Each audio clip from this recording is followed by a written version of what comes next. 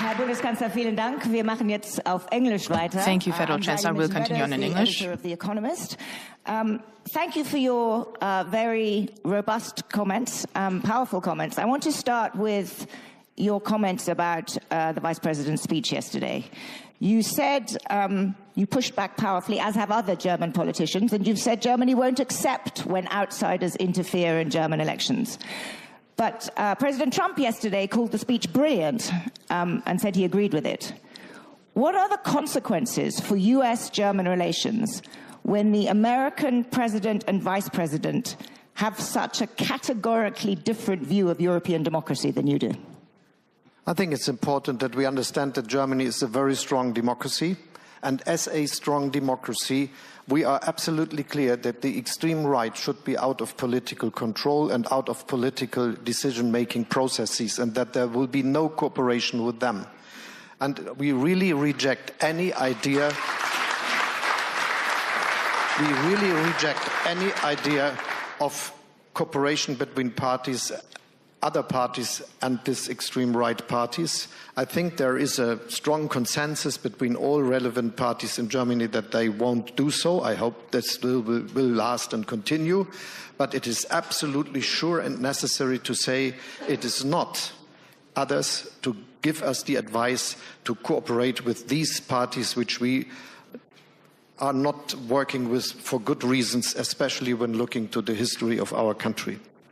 Do you think there was anything in the Vice President's speech worth reflecting on?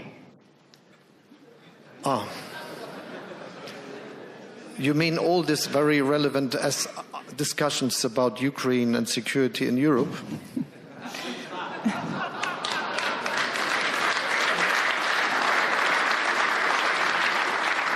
I think you've answered my question, but I mean it somewhat seriously. Was there anything in that speech which was a broadside against many aspects of Europe that you think is criticism worth reflecting on? I think, aside of the questions we are discussing here, we should be very clear that free speech in Europe means that you are not attacking others in ways that are against legislation and laws we have in our country. And that's the case. There is no difference between the digital world and the analog world, to say it like this. And we have to be very clear that hate and all this, which is so bad for our societies, should be not the reality of public debate. Thank you. Let's turn to the subjects that I think you hoped the Vice President would address yesterday. Let's turn first to actually defense spending, which you made some very strong points just now about what you thought needed to be the scale of defense spending and what needed to change in Germany in order to pay for it, particularly the debt brake. Will this be, you said, you said there was a majority in this country after the election. Does that mean you think it should be a condition of any coalition agreement that there should be a reform of the debt brake?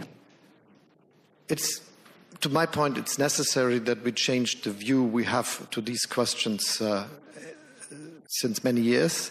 It will be absolutely impossible to finance 2% and even more without changing the debt regulation we have in Germany. It is impossible.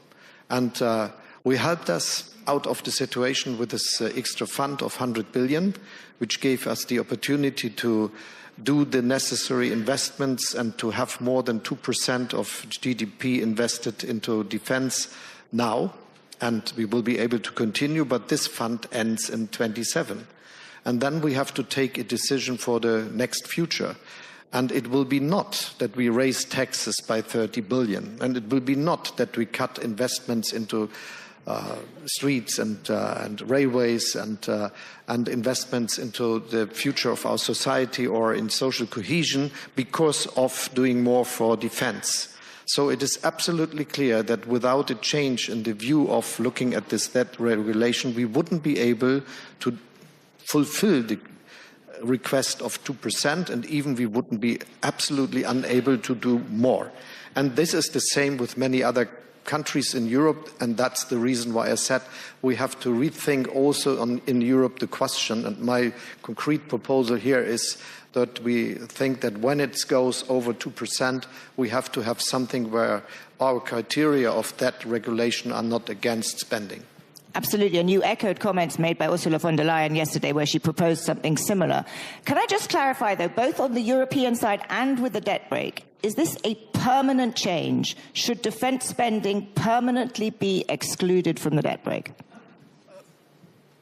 I think it should be for a long time and possibly permanently. We have to discuss this together, but we have to be very clear it is not for doing new pension schemes. This is something we have to afford with our own capabilities in our country. Ladies and gentlemen, today we remember the liberation of the German concentration and extermination camp at Auschwitz-Birkenau 77 years ago. We look back on the worst crime against humanity ever committed, the Shoah, the murder of 6 million European Jews, and the senseless deaths of millions of others victims of the Nazi terror. They died at the hands of German officers and soldiers. They were turned against and often betrayed by former friends, colleagues, or neighbors. German civil servants decided and planned their deaths. The Wannsee Conference, which took place 80 years ago last week, reminds us of this. A genocide planned and perpetrated in cold blood. A death sentence for millions of men, women and children set out in bylaws and paragraphs. A monstrous evil presented as normality in a way that seems to defy all logic and reason. And yet, here lies an important lesson. We must never stop seeing each other as what we are. Friends, colleagues and neighbors, fellow human beings whose fates are intertwined on this planet that we share.